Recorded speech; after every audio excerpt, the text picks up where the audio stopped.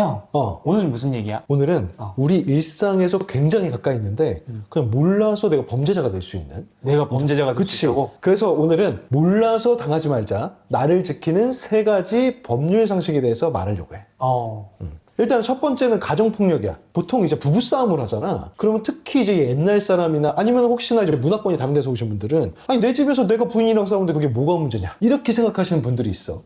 그치? 그치. 뭐 그리고 또 이제 옛날에 진짜 이건 옛날 얘기긴 하지만 뭐 북어랑 뭐 마누라는 며칠마다 뭐 이렇게 패야 된다 이런 얘기도 이제 말도 안 되는 얘기들도 있었고, 근데 당연히 뭐 알다시피 우리나라 법에서 가정폭력은 이제 더 이상 가족끼리의 문제가 아니잖아. 당연히 이거는 더 가정이기 때문에 보호받아야 하는 관계이기 때문에 더욱 엄격하게 지켜지지.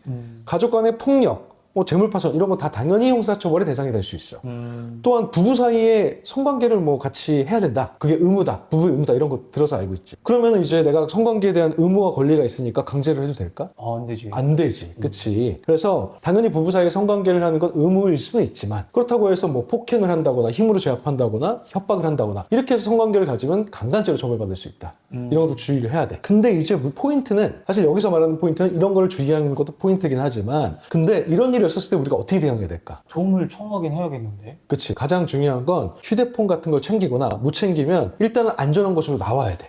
피해가 지속되지 않게 대피를 하는 게 제일 먼저고, 그 다음에 경찰에 신고를 해서 도움을 받아야 돼. 한 10년 전만 해도 경찰관이 왔다가 이거 부부 사이 문제인데 둘이 잘 좀 좋게 하세요라고 하고 가.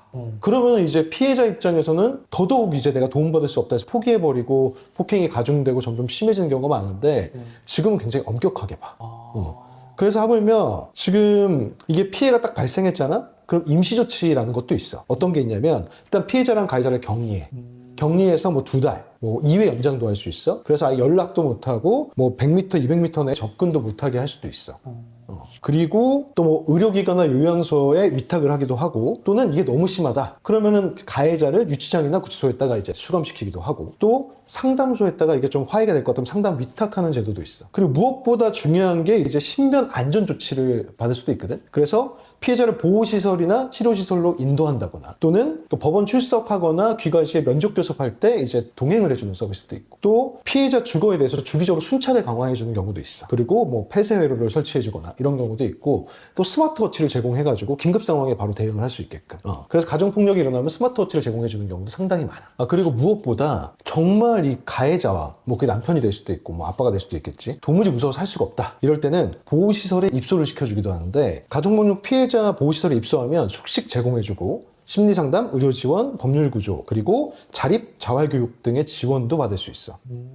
자, 두 번째는 아동학대야. 보통 아이들이 거짓말하고 이러면 옛날에는 막 밖에 막 엄동설 안에 막 밖에 세워놓고 팬티만 입고 세워놓고 막 내보내고 덜덜 떨고 막 이런 게 있었잖아. 그렇지. 그치. 그리고 우리 막 숙제 안 해오면 학원 같은 데서 엉덩이 막 그 있잖아, 마대자루로 막 10대씩 맞고 막 이런 거. 네, 스파르타 학원에 있었어. 지금은 다 아동학대야. 그래서 다 형사처벌을 받을 수 있어. 그 아동학대는 보통 이제 여러 가지 기준으로 나눠지는데, 일단 신체적 학대, 지금 말한 것처럼 굉장히 추운데 오래 서 있게 한다거나, 그리고 아니면은 체벌은 물론 어느 정도의 체벌은 인정은 되지만 정도가 좀 넘어서는 체벌이 있는다거나, 이런 경우에는 아동학대, 신체적 학대에 해당해.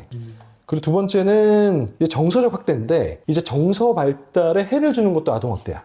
예를 들면 애들이 막 꼬마애들인데 그 앞에서 부모들이 막 싸우는 거예요. 막 소리 지르고 막. 그래서 애들이 막 울어. 이런 것도 아동학대에 해당해. 물론 이런 경우에는 기소유예로 빠진 경우가 많죠. 어쨌든 간 아동학대는 아동학대야. 예를 들자면 또 이런 것도 있어. 막 아동이 막 말을 안 들어. 그러니까 막 부모가 막 씨발 이러면서 너 보육원 보내버려 개새끼야 막 이러잖아. 그럼 이것도 아동학대, 말로 하는 것도. 그럼 애가 얼마나 충격받겠어. 그렇지. 또 한 가지 성적 학대. 그러니까 뭐 불필요하게 아이의 성기를 만진다거나, 뭐 물론 이건 강제추행이 되겠지만 아동학대도 되는 거야. 그리고 또 아이한테 좀 음란한 얘기를 한다거나, 이제 이런 것도 이제 아동학대가 될 수 있어. 그리고 이제 또 한 가지 유형 중에 유기랑 방임.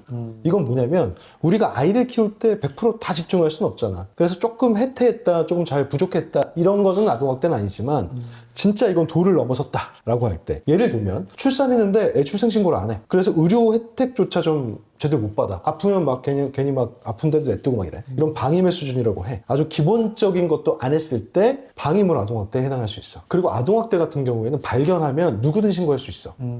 그래서 신고하면 당연히 조사를 받아야 되고, 조사할 때는 이제 경찰과 구청 이쪽에서 같이 가서 조사를 하게 돼 있어. 그리고 또 신고를 무조건 해야 되는 사람들도 있어. 신고 의무자들이 있는데 신고 의무자들이 신고를 안 하면 과태료 같은 걸 받거든. 근데 예를 들면 의사 아니면 뭐 어린이집 학교 선생님 뭐 이런 사람들이 해당돼. 아이 돌보면 교사도 해당돼. 이런 사람들은 아동학대를 발견했다. 예를 들면 아이가 막 엉덩이 맨날 멍들어 있고 아니면 막 애가 막 있잖아 뭐 이런 데 멍들어 있고 이러면은 발견하면 신고를 해야지. 안 하면 그들은 처벌을 받아.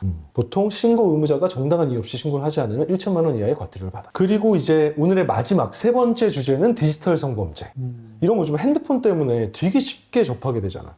뭐 뻔히 아는 것들은 좀 굳이 빼고 좀 체크해 봐야 될 것들을 얘기를 할 건데 일단은 불법 촬영. 당연히 무슨 뭐 화장실에서 뭐 용변을 보는 걸 찍는다거나 아니면은 뭐 성관계하는 걸 몰래 찍는다거나 이러면 당연히 이제 불법 촬영이 되지. 근데 이제 공공장소에서도 불법 촬영 된다는 걸 알아야 돼. 예를 들면 그냥 길을 지나가는데 여자의 미니스커트 입은 다리를 엉덩이나 이런 거를 클로즈업해서 찍어. 이것도 이제 성범죄가 될 수 있고 우리가 수영장이야. 해수욕장에서 그냥 풍경을 찍다가 이제 비키니 입은 여자가 우연히 걸렸다. 이거는 뭐 성범죄라고 볼 수 없죠. 고의가 없으니까. 근데 이제 누가 노골적으로 계속 그들을 찍고 있어. 이러면 이것도 이제 성범죄가 될 수 있어. 그리고 이걸 배포하는 건 당연히 범죄가 되는 거겠지. 그 사람들이 좀 잘 모르는 게 이런 불법 촬영물을 소지하거나 구입하거나 저장하는 것만으로도 형사처벌 대상이 될 수 있어. 그래서 본인이 물론 이제 저장하고 막 이런 거 단속하는 경우는 없지만 사실 이런 불법 촬영물이 있는데 알고 나서 이걸 저장을 했다. 이런다면 문제가 이제 생기는 거지. 근데 알고 모르고는 본인의 의지도 있지만 영상을 보면 이게 불법인지 아닌지가 나오지. 이게 상업적으로 제작된 건지 아니면 불법인지 뭐 나오지. 요즘에 특히 청소년들이 많이 이제 실수를 하는 게 이제 딥페이크 영상. 요즘에 뭐 너무 핸드폰으로 막 합성이 쉽다 보니까 자기가 아는 음란물에다가 아니면 뭐 무슨 뭐 수영복 입은 여자에다가 자기 친구를 막 갖다 붙여놓는. 남자를 붙여놓는 건 잘 못 봤는데 글쎄 남자를 붙여놓어도 이건 좀 약간 보통은 이제 여자 사진에다 여학생 얼굴을 붙여놓는다거나 뭐 영상 같은 거 붙여놓으면 요새는 너무 자연스럽게 그게 합성이 되더라고. 근데 자연스럽지 않다고 하더라도 범죄가 안 되는 건 아니야. 당연히 이런 거를 유포하는 것도 당연히 범죄가 되는 거고. 그리고 이런 거 아까도 보관하면 당연히 범죄가 되는 거고. 그리고 이게 사실은 사람들이 잘 몰라서 많이 이제 문제가 발생하는 게 통신 매체 이용 음란이라는 게 있어. 이게 뭐냐면 이게 통신 매체를 이용해서 음란한 말을 해서 사람들에게 수치심을 주는 그런 거거든.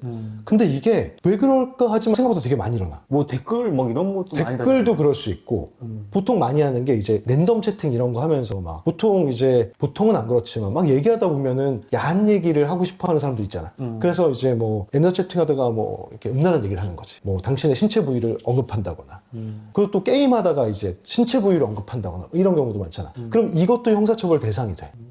그런 건 뭐 증거물 캡처도 쉬우니까 너무 쉽지. 왜냐면 채팅을 하거나 아니면은 뭐 보통 그러니까. 물론 이제 랜덤 음성 채팅 같은 경우에 녹음을 해서 증거를 제출하는 경우 상당히 많아. 그래서 조심할 게 이거를 유도하는 사람들도 있어.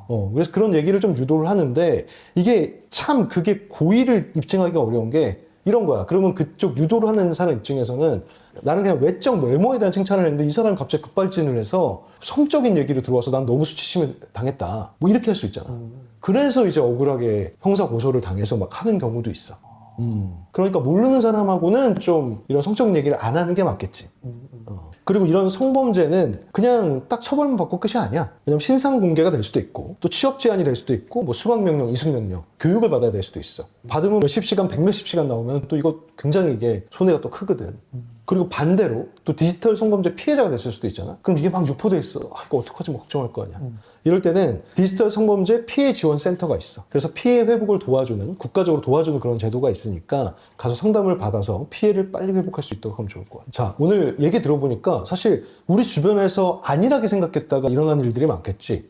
특히 아동학대 같은 경우에 내가 훈육이야 라고 생각했고 내가 받았던 훈육대로 하면은 지금은 아동학대가 되는 거야.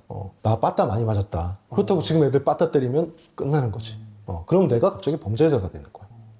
우리 아이는 참고 견뎠다 하더라도 아이의 선생님, 아이의 의사가 나를 신고할 수도 있어.